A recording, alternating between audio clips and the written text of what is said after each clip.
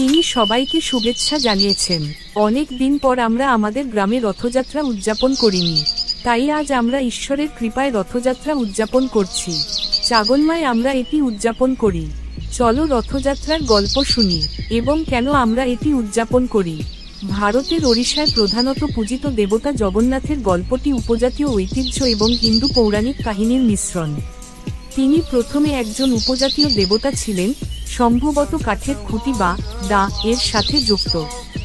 ভারত জুড়ে এবং প্রধানত ওড়িশা রাজ্যের পুরী শহরে হিন্দু ধর্মে বিষ্ণু সম্পর্কিত জগন্নাথ, রাম, কৃষ্ণ ঐতিহ্যে রথযাত্রার শোভাযাত্রা ঐতিহাসিকভাবে প্রচলিত।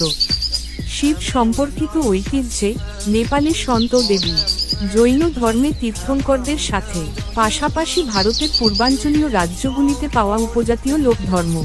ভারতে উল্লেখযোগ্য রথযাত্রার মধ্যে রয়েছে পুরীর রথযাত্রা, বাংলাদেশের ধামরাই রথযাত্রা এবং মহেশের রথযাত্রা। ভারতের বাইরের হিন্দু সম্প্রদায়, যেমন সিঙ্গাপুরে, উদযাপন করে জগন্নাথ, কৃষ্ণ, শিব এবং মরিয়মের সাথে সম্পর্কিত Rathyatra.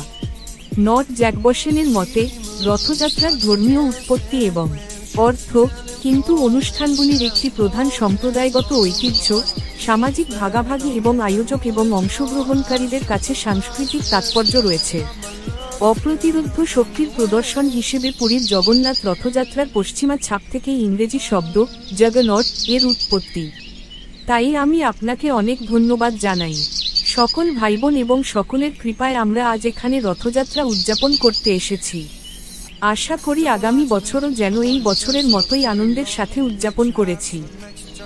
What you want and what makes you bad, and give them a chance to make things right. But just be honest for once in a while. It was a part of a silly joke. Well, isn't fun, it can stand no more. Don't lie to me, don't lie to me. About your chance, but fall in love. What makes you happy?